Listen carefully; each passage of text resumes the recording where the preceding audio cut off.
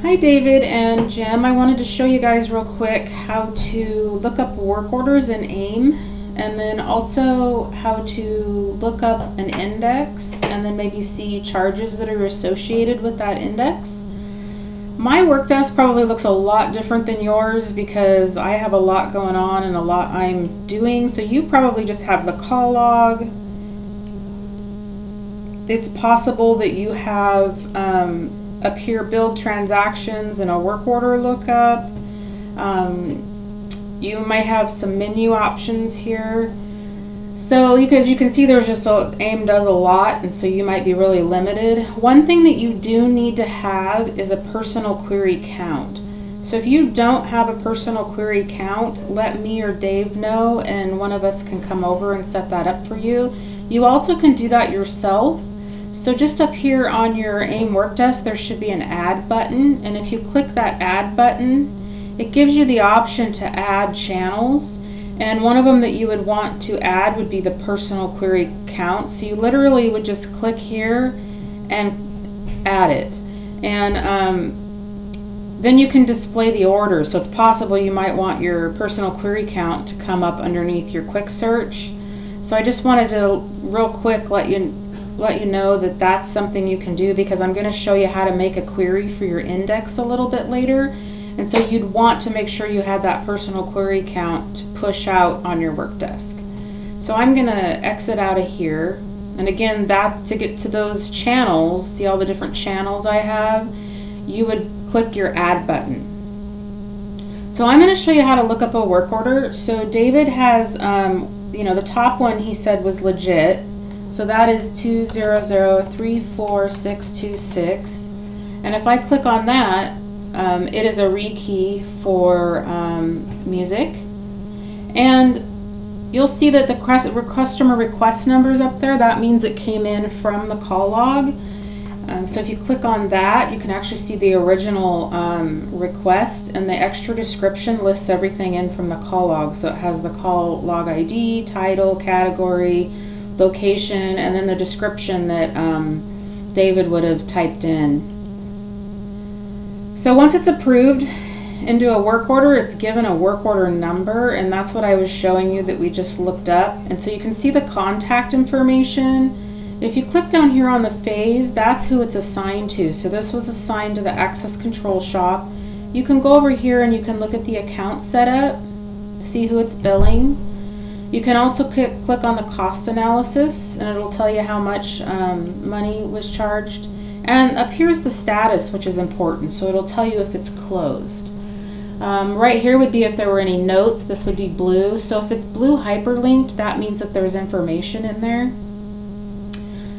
If you wanted to print this for your records, you can go ahead and hit print, and you're going to get a nice little clean transaction history report that you can print, or you can save it as a PDF. Again, notice that the tab opened up for that, so you'll want to close that and then navigate back through AiM. And you never want to use your browser buttons up here because you'll get locked up. You want to always navigate back this way through AiM. I'm going to close my, I better not. I was thinking I should close my email because I'm probably going to get one while I'm recording this. So the next work order was, and it says no idea on it, so 200-34899. So this is the work order for the pressure washer, and again there's the request that came in from the call log, and you can see that David's the contact. If you dive down in here to the phase, it was a charge to mobile equipment. You can see they're done with it because it's closed. This is who was assigned. You can look at the cost analysis, see what they charged you. You can also go in again and you can print. So if you wanted to print it. Or you can look at who it's billing. You can see the extra description, stuff that came over from the call log. Oops, I got an email. So I'm going to navigate back. So I think that one's definitely yours. Here's another one that David said he can't see that far back, which you should be able to see this work order, so that makes me wonder if you're doing the display all at the bottom of your query, and I'll show you that in a minute. So I must have not entered that number right. So let me try again. 200344445. So this is for a rekey. This came in from the call log. You can click here on the phase, see the extra description, cost analysis. You can go up here and do the print. So I'll go ahead and close that out. And then down below on your email, there's one here for custodial that you weren't sure about.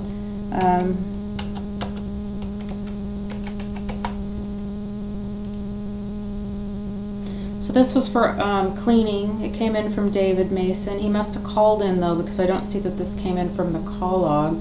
At least there isn't a call log number. It does have some call log information, so that's interesting. That must be a glitch. And you can see the account setup.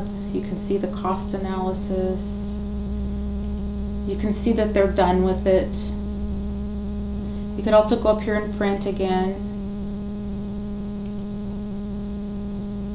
The whole time card charges. So that's kind of how you look up a work order number. I think that the way to look up the transaction is to type the number up here and build transactions. Yeah, so that's how that works. So let me drag your email over here. So you have this little number right here, and if you grab that and don't use the zeros, so build transactions, take the zeros out, and I'm not sure why, but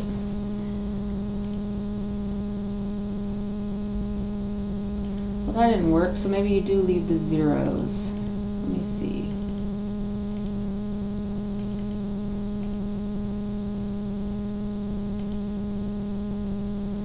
Nope. So how did I do that before? So this was 549111. There we go. So that's the overtime cleaning one. So yeah, you don't enter the zeros. I must be transposing numbers. So from your email, right in front of the description, there's that number. Let me open that again. There's this number right here, and you're supposed to take that little number and type it in your build transaction screen, and yeah, then this comes up. That's a pretty quick way to do it, because you can you could print this by clicking on the work order number, navigating to the phase, and doing print this way. So that might be the fastest way for you to look up the build transactions. So the next thing I wanted to show you was how to just do an index search and query. Let me close this. I don't need your email anymore, so I'm going to close that. So your index search, you're going to want to go to the finance module, and you're going to want to look up your build transactions. And you'll notice you get this big long list. You can also access that from your build transaction quick search by clicking search.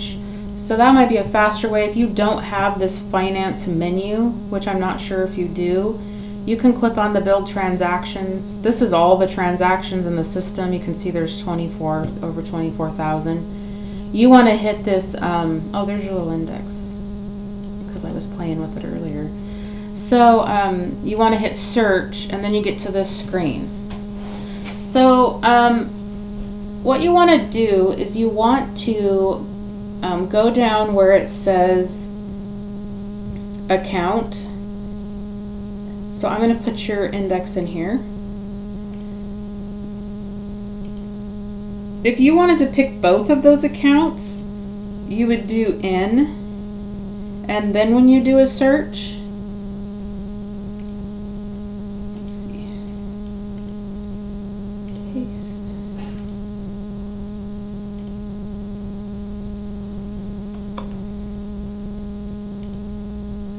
I don't know why that's not coming up. You're supposed to be able to pick both of them.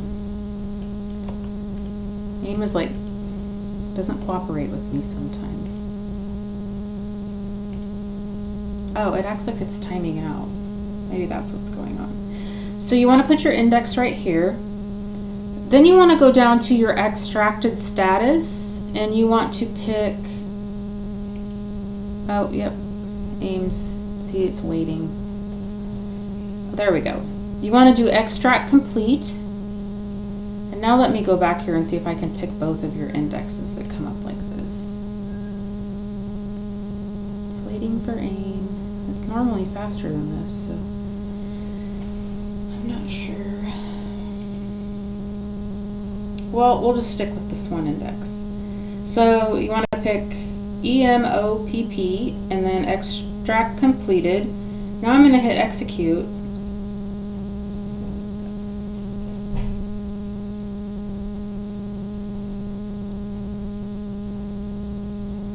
Need some hold music here. So these are all of your charges that have hit AiM on that index since the beginning of time. So this is where I was talking about, David was saying that his search doesn't go that far back. He has down at the bottom, you're going to have display order. You probably have so many work orders that you need to display 100. And then you also have 2 pages. So you'd want to scroll through your pages, and that's page 2. And page 2 is going to have your most current transactions through August 22nd. So make sure when you're looking at the bottom, if you don't feel like you're getting a big enough search, it might be because of your page. You just have so many pages. So if I was going to go back and display 25, notice how it switches to 7 pages. And if I do 100, it switches to 2. And then your last page is always the newest. So you can go ahead and you can click in on these and see what this charge was. You can dive into the work order and go to the phase again, and you can do the print screen and get that to come up. But the one thing that I wanted to show you was you can make a query, so you could just set this up, and I would be happy to come do this for you if you want, or if you're pretty savvy with these kind of systems, you would just go to your build transaction search, and I already made you one here, but we'll make a number 2 so I can show you how to do it. And we're going to go to search and see where this says new query. We'll call this query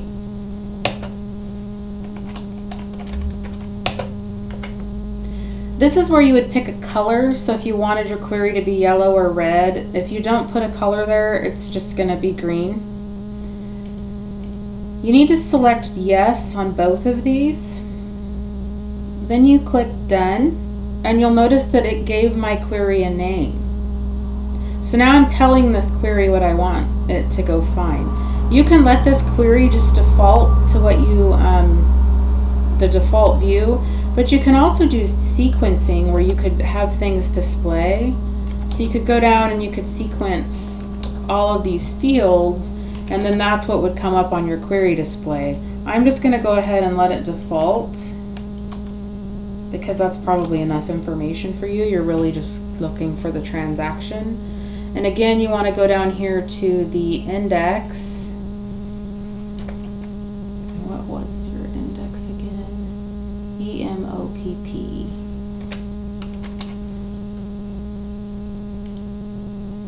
And then you want to look for the extract status. And again, the extract complete means that it was extracted to banner. So now I'm going to hit save because that's what I'm telling this query to go do.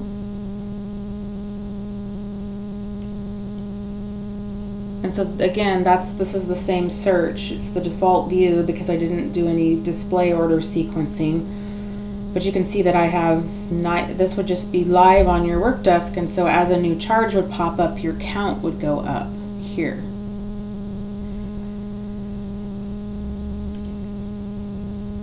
So you can see the new charges. So now if I go back to my work desk, you can see that I just have the transactions showing up here, and so it's just a live feed. This was the original one I made for an example. So once you get your personal query count, you can switch it to manual or automatic. And automatic would mean that the query would just push to your work desk. Manual means that you have to go add the query. So I like to do that because there's not very many things that I don't want everything that's available. So I'm going to go ahead and do add query, and I'm going to go find the one that says example 2.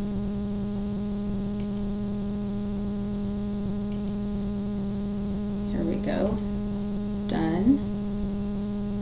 And then I'm going to remove this one. That's the old one I made. Now when I hit save, here it is, the example 2. So it's build transactions. And so you could just have that as a live feed, and then you can dive down into the transaction number, see things about it. Again, just navigate to the phase, see if it's open, who went, cost analysis, account setup, and then print it, give you a nice little transaction viewer. So that's kind of my overview, and we'd be totally happy to come over and help you with this. We also have some training through MyTracks, a search and query training that's coming up. We have one in September, October, and November if you wanted to come to the search and query training and learn a little bit more about AiM.